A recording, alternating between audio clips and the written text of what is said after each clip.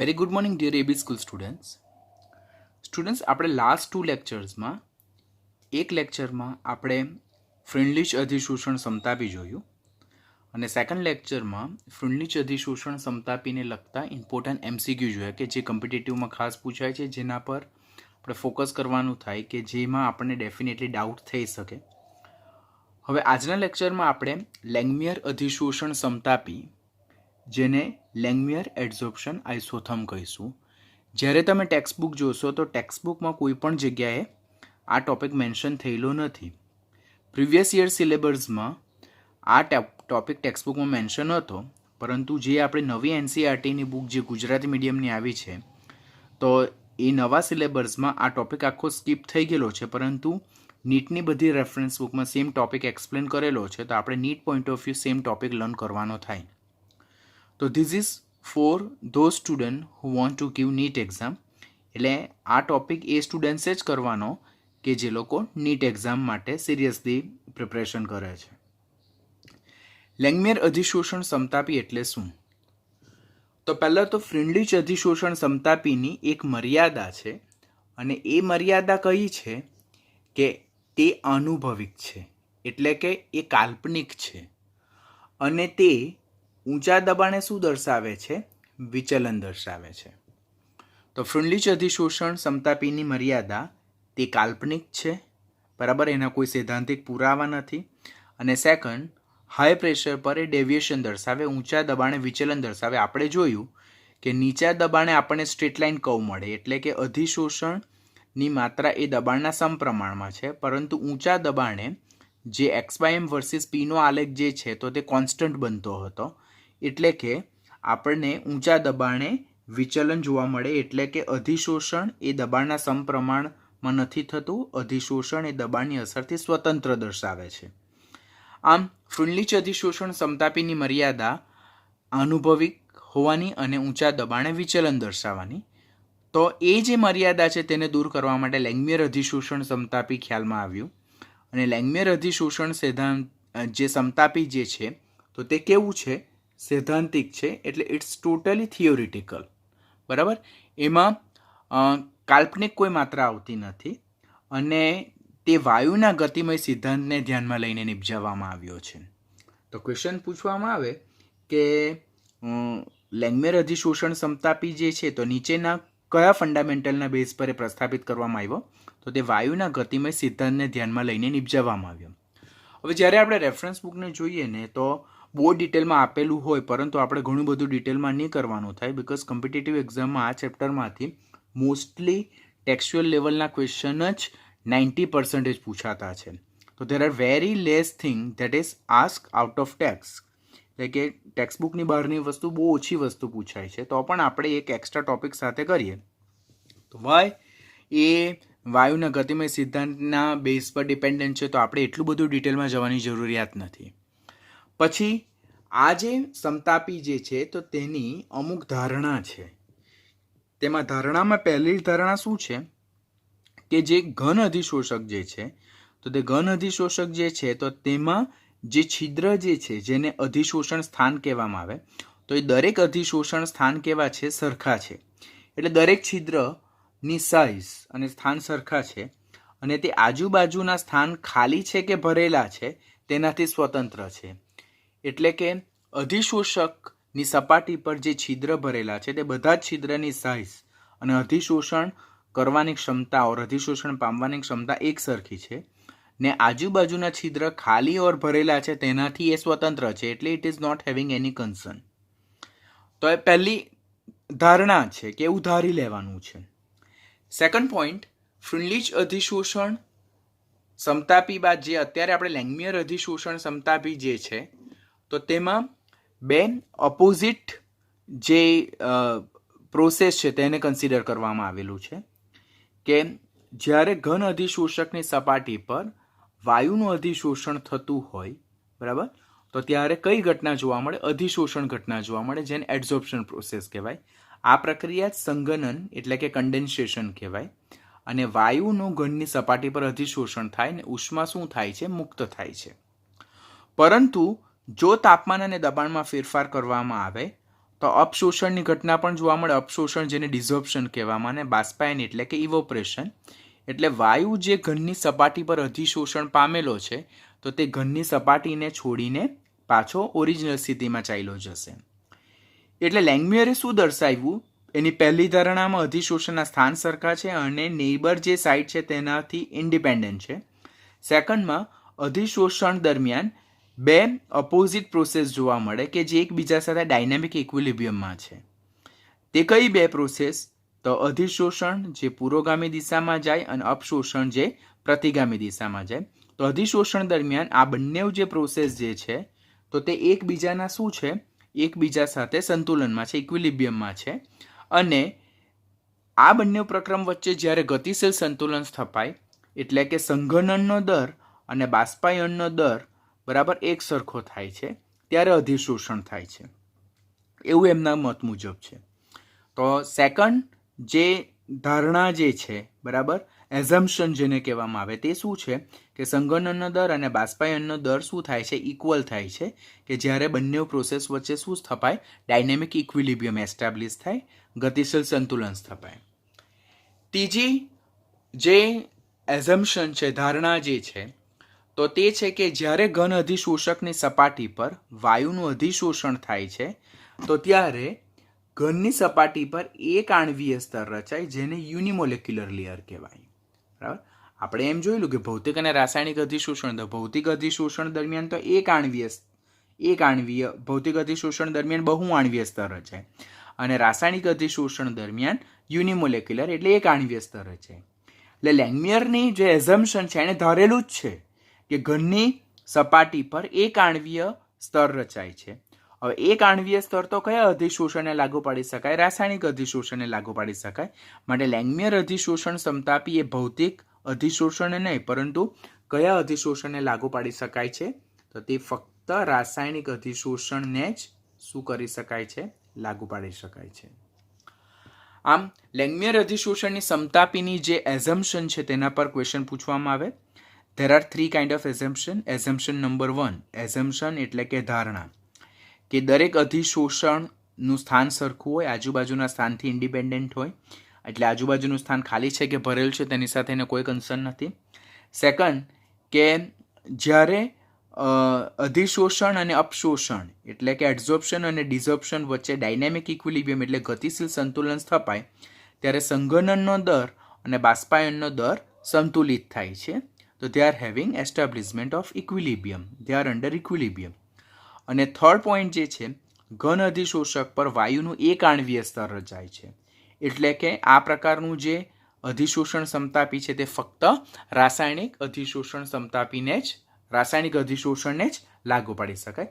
તો આ 3 એઝમ્પશન તમારે ખાસ યાદ રાખવાના. ક્વેશ્ચન પૂછાય કે લેંગમ્યુર અધિશોષણ સમતાપીની નીચેનામાંથી કઈ પૂર્વધારણા ઓર એઝમ્પશન ઓર ધારણા ખોટી છે? તો આ 3 સિવાયની જે ધારણા છે તે કેવી થશે? ખોટી થશે. ટ્રુ ફોલ્સમાં એમ પણ પૂછાય કે લેંગમ્યુર અધિશોષણ સમતાપી દરમિયાન ઘન અધિશોષકની સપાટી પર બહુઆણ્વીય સ્તર રચાય, તો એ વિધાન ખોટું છે. પછી લેંગમ્યુર અધિશોષણ સમતાપી એ ભૌતિક અધિશોષણને લાગુ પાડી શકાય, એ વિધાન ખોટું, કારણ કે લેંગમ્યુર અધિશોષણ સમતાપી તો દરમિયાન તો અધિશોષકની સપાટી પર એક આણ્વીય સ્તર રચાય છે અને એક આણ્વીય સ્તર કયા અધિશોષણ દરમિયાન રચાય છે? રાસાયણિક અધિશોષણ દરમિયાન રચાય છે. પરિણામે લેંગમ્યુર અધિશોષણ સમતાપી એ ભૌતિક અધિશોષણને લાગુ પાડી નથી શકાતું, રાસાયણિક અધિશોષણને લાગુ પાડી શકાય, કારણ કે અધિશોષકની સપાટી પર એક આણ્વીય સ્તર રચાય છે, નહીં કે બહુ આણ્વીય સ્તર રચાય છે. તો આ બધી પૂર્વધારણા એઝમ્પશન આપણે યાદ રાખવાનું થાય છે. હવે નેક્સ્ટ જે છે તો લેંગમ્યુર અધિશોષણ સમતાપીનું સૂત્ર. તો લેંગમ્યુર અધિશોષણ સમતાપીનું સૂત્ર શું છે? that is x by m is equal to AP upon 1 plus BP. x by m is equal to AP upon 1 plus BP, જ્યાં x by m જે છે તો તે શું દર્શાવે છે? અધિશોષણની માત્રા દર્શાવે. પછી પી શું દર્શાવે? દબાણ દર્શાવે. અને એ અને બી જે છે, અહીંયા આ એ અને આ બી જે છે, તો તેને લેંગમિયર અચળાંકો કહેવામાં આવે છે. હવે આપણને એમ થાય કે સર આ સૂત્ર આવે કેવી રીતે? તો ઓલરેડી રેફરન્સ બુકમાં આખું સૂત્ર એક્સપ્લેન કરેલ છે, but you don't need to whole explanation. આ સૂત્ર કેવી રીતે આવે તે આપણે યાદ નથી રાખવાનું. Just we need to remember કે લેંગમિયર અધિશોષણ સમતાપીનું સૂત્ર શું? તો x by M is equal to AP upon 1 + BP, જ્યાં પી જે છે તે સ્મોલ પી છે, જે દબાણ દર્શાવે, એ અને બી એ લેંગમિયર અચળાંકો છે, અને એક્સ બાય એમ એ અધિશોષણની માત્રા દર્શાવે છે. હવે આ જે સૂત્ર જે છે, તો તે પણ પાછું બે પ્રકારની કન્ડિશનમાં સૂત્રનું સ્વરૂપ બદલાય છે. કન્ડિશન નંબર 1 કે જે કઈ કન્ડિશન છે? નીચા દબાણે. અને કન્ડિશન નંબર 2 જે કઈ કન્ડિશન છે? ઊંચા દબાણે. તો નીચા દબાણે લેંગમિયર અધિશોષણ સમતાપીનું કયું સૂત્ર બને અને ઊંચા દબાણે લેંગમિયર અધિશોષણ સમતાપીનું કયું સૂત્ર બને, એવો ક્વેશ્ચન પૂછાય. હવે જ્યારે દબાણ ઘણું નીચું છે, તો ત્યારે અહીંયા 1 + બીપી ફેક્ટર જે છે, તો તેમાં બીપી ફેક્ટર જે છે તો 1 કરતાં ઘણું નાનું છે. બીપી ફેક્ટર એ વેરી લેસ ધેન 1. કારણ કે આપણે શું કહીએ છીએ કે દબાણ ઘણું નાનું છે. દબાણ ઘણું નાનું હોય તો 1 + બીપી, તો બીપી ફેક્ટર 0.5 ટાઈમ્સ 6 ટાઈમ્સ 0 થાય, તો 1.5 ટાઈમ્સ 6 ટાઈમ્સ 0 1, તો એને આપણે અપ્રોક્સ 1 જ કહીએ. તો નીચા દબાણે બીપી ફેક્ટર જે છે that is very less than 1, because દબાણ જે છે તો કેવું છે? ખૂબ જ નાનું. પહેલી વસ્તુ તમને આ જ નહીં યાદ આવશે. અને જ્યારે બીપી ફેક્ટર એ વેરી લેસ ધેન 1 થાય, તો આપેલ સૂત્રમાં 1 + બીપી જે છે, તો તે આપણે શું લેવાનું થાય? 1 લેવાનું થાય. અને 1 લેતા આપણને નવું સૂત્ર શું મળે? X by M is equal to AP, ને 1 + બીપી ધેટ ઇઝ 1 માટે x by M is equal to AP માટે એક્સ બાય એમ એ ચલે છે પી માટે નીચા દબાણે અધિશોષણની માત્રા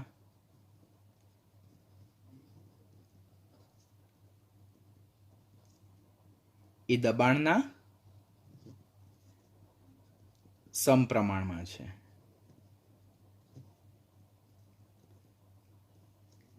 નીચા દબાણે અધિશોષણની માત્રા એ દબાણના સમપ્રમાણમાં છે. આપણે દબાણ જ્યારે ખૂબ નીચું લઈએ ત્યારે 1 + બીપી ફેક્ટરમાં બીપી ફેક્ટર ખૂબ જ નાનું થાય, એટલે BP will become very less than 1. માટે જે અધિશોષણ સમતાપી, લેંગમિયર અધિશોષણ સમતાપીનું જે સૂત્ર છે that is x by M is equal to AP upon 1 + BP, તેમાં 1 + બીપીની જગ્યાએ આપણે શું લઈએ છીએ? 1 લઈએ છીએ, કારણ કે બીપી ફેક્ટર ખૂબ જ નાનું છે. માટે x by M is equal to AP, ને 1 + બીપીની જગ્યાએ આપણે 1 લઈએ, માટે x by M is equal to AP, માટે એક્સ બાય એમ ચલે છે પી, માટે નીચા દબાણે અધિશોષણની માત્રા એ દબાણના સમપ્રમાણમાં છે. તો ક્વેશ્ચન અહીંયાથી શું પૂછાય કે નીચા દબાણે લેંગમિયર અધિશોષણ સમતાપીનું કયું સૂત્ર લાગુ પડે? તો આ બરાબર. નીચા દબાણે લેંગમિયર અધિશોષણ સમતાપીનું કયું સૂત્ર વેલિડ બને? તો x by M is equal to a p. How તે આપણે ઓલરેડી અહીંયા લર્ન કર્યું છે. હવે જ્યારે દબાણ ઘણું ઊંચું હોય તો ત્યારે આનાથી opposite BP factor will become very much greater than 1. એટલે આ 1 છે તો આ 10,000 જેટલું મોટું થઈ જાય. તો 10,000 વત્તા 1 તો 10,001 ઓર 10,000 બંને ઓલમોસ્ટ સેમ છે. એટલે જ્યારે દબાણ ઘણું ઊંચું હોય ત્યારે 1ની સાપેક્ષમાં બીપી ફેક્ટર જે છે તો તે ખૂબ ઊંચું થઈ જાય, ખૂબ મોટું થઈ જાય, ઊંચું કરતાં ખૂબ મોટું થઈ જાય. એને કારણે BP factor will become very very greater than 1. તો એ ફેક્ટરમાં હવે સૂત્રમાં જે છે તો 1 પ્લસ બીપીની જગ્યાએ અહીંયા 1 પ્લસ બીપીની જગ્યાએ આપણે શું લખશું? બીપી લખીશું, બીકોઝ બીપીની સાપેક્ષમાં 1 ખૂબ જ નાનું થશે ઓર 1ની સાપેક્ષમાં બીપી ફેક્ટર ઘણું મોટું થશે. ક્યારે? જ્યારે દબાણ કેવું હોય? ખૂબ વધારે હોય ત્યારે. તો ત્યારે X by M is equal to શું થાય? એપી. અને 1 પ્લસ બીપીની જગ્યાએ આપણે શું લખીએ? બીપી લખીએ. પીપી વિલ કેન્સલ, માટે x by M is equal to a by b, માટે x by M is equal to a by b is equal to અચળાંક. તો ઊંચા દબાણે લેંગમિયર અધિશોષણ સમતાપીનું કયું સૂત્ર લાગુ પાડી શકાય? તો that is x by M is equal to a upon b, કે જે અચળાંક જે દર્શાવે છે કે ઊંચા દબાણે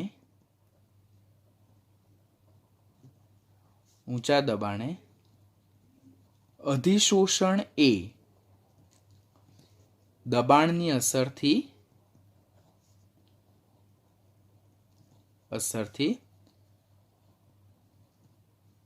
સ્વતંત્ર બને છે. એટલે this all informations are theoretical information. એના બેઝ પરથી આપણે કહીએ કે શા માટે નીચા દબાણે એ અધિશોષણની માત્રા એ દબાણના સમપ્રમાણમાં છે, શા માટે ઊંચા દબાણે અધિશોષણ એ દબાણની અસરથી સ્વતંત્ર બને છે. હવે આપણને ક્વેશ્ચન એમ થાય કે સર શા માટે ઊંચા દબાણે અધિશોષણ એ દબાણની અસરથી સ્વતંત્ર બને? તો ઊંચા દબાણે જે એડઝોર્બન્ટ જે છે તો તેની સરફેસ જે છે તો તે ફૂલ્લી વાયુ વડે કવર થઈ ગયેલી હોય, અને એને કારણે જેવું આપણે દબાણમાં ફેરફાર કરીએ તો તેની કોઈ પણ જાતની અસર થતી નથી, અને જેને કારણે ફર્ધર એડઝોર્પ્શન થતું નથી. તો એક વખત અધિશોષકની સપાટી પર વાયુ ભરાયા જ કરતા હોય, અને હવે સપાટી આખી જો વાયુ વડે ભરાઈ જ ગયેલી હોય અને કોઈ પણ જાતનો પોર્સ એટલે કે છિદ્ર ખાલી નહીં હોય, તો તમે ગમે તેટલું દબાણ વધારો તેની એડઝોર્પ્શન પર હવે ફર્ધર અસર થવાની નથી. That's a point of saturation actually. એટલે કે જ્યારે વાયુ સંતૃપ્તતા પ્રાપ્ત કરી લે એટલે અધિશોષકના બધા છિદ્રો જ ભરાઈ જાય, તો હવે તમે ગમે તેટલું દબાણ વધારો ને તો પણ અધિશોષણ પર એની કોઈ પણ જાતની અસર થતી નથી. માટે ઊંચા દબાણે એ અધિશોષણ એ દબાણની અસરથી શું બને છે? સ્વતંત્ર બને છે, કારણ કે અધિશોષકના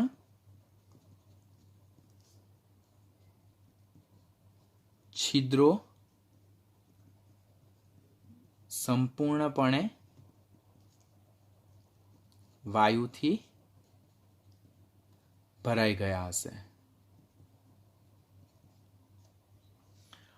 હવે વેલિડિટી કે લેંગમિયર અધિશોષણ સમતાપી ક્યારે વેલિડ છે એમ કહી શકાય?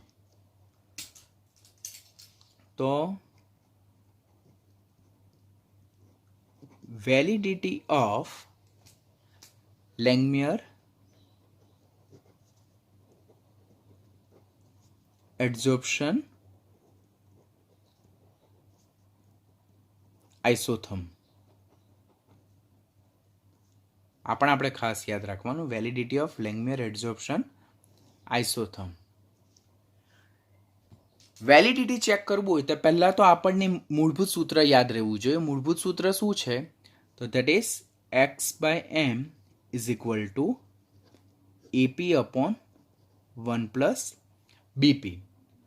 હવે હું આખું સૂત્રને ઉલટાવું છું, એટલે m by x is equal to 1 plus b p upon a p કરું છું, એટલે m by x is equal to 1 upon a p plus b p upon AP.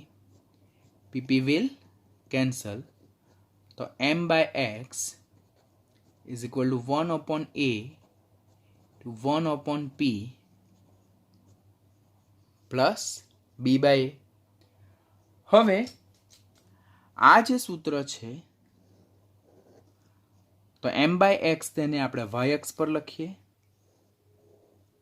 અને આપણે x અક્ષ પર લખીએ તો y is equal two mx plus c, એટલે કે સીધી રેખાના ઢાળ માટેનું જે સૂત્ર છે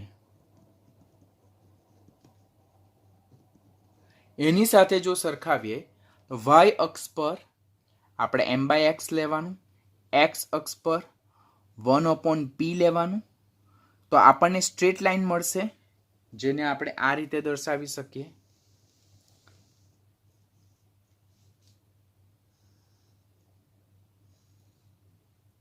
y અક્ષ પર આપણે m/x લેશું, x અક્ષ પર આપણે 1/p લેશું.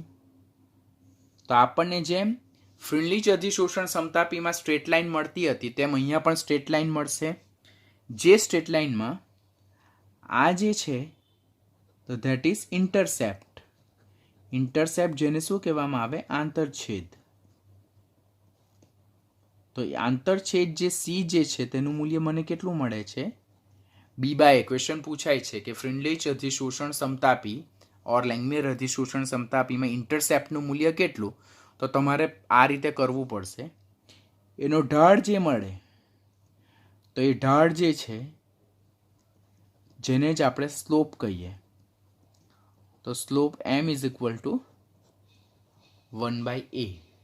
એટલે ફ્રીન્લીજ અધિશોષણ સમતાપી ક્યારે વેલિડ થયું એમ કહેવાય કે જો આપણે m/x વર્સિસ 1/p નો આલેખ ડ્રો કરીએ ને જો આપણને સીધી રેખા મળે જેના ઇન્ટરસેપ્ટનું મૂલ્ય b/a જેટલું અને જેના ઢાળનું મૂલ્ય 1/a જેટલું મળે, એટલે કે સીધી રેખા જો મળી તો ધેટ ઇન્ડિકેટ કે જે આપેલ અધિશોષણ સમતાપી જે છે તો લેંગમિયર અધિશોષણ સમતાપીને શું કરે છે? ફોલો કરે છે.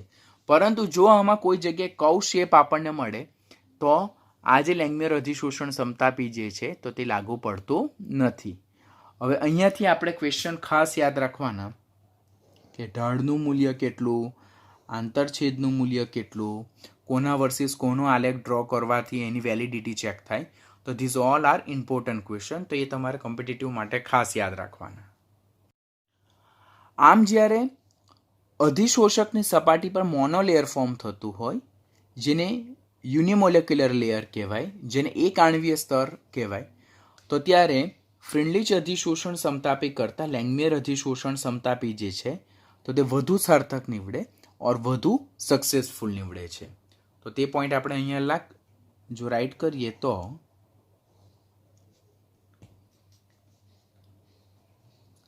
જ્યારે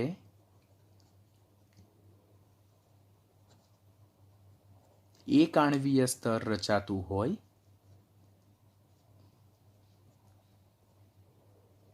ત્યારે ફ્રીન્લીજ અધિશોષણ સમતાપી કરતા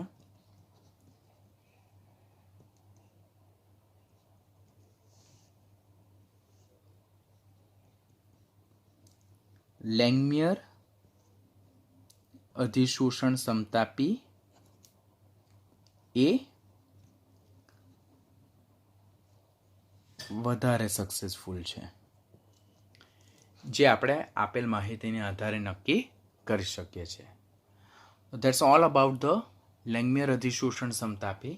ફ્રીન્લીજ અધિશોષણ સમતાપીમાં કયું સૂત્ર નીચા દબાણે કયું, ઊંચા દબાણે કયું, તેવું જ લેંગમિયરમાં નીચા દબાણે કયું, ઊંચા દબાણે કયું, પછી કોના વર્સિસ કોનો આલેખ ડ્રો કરવાથી વેલિડિટી ચેક થાય, બંનેમાં સેમ ક્વેશ્ચન. સ્લોપનું મૂલ્ય કેટલું, ઢાળનું મૂલ્ય કેટલું, આંતરછેદનું મૂલ્ય કેટલું, વાય અક્ષ પર કયું, એક્સ અક્ષ પર કયું, અને એના બેઝ પરના ન્યુમેરિકલ્સના ક્વેશ્ચન. તો તે આપણે ખાસ યાદ રાખવાના. તો that's important for your competitive exam.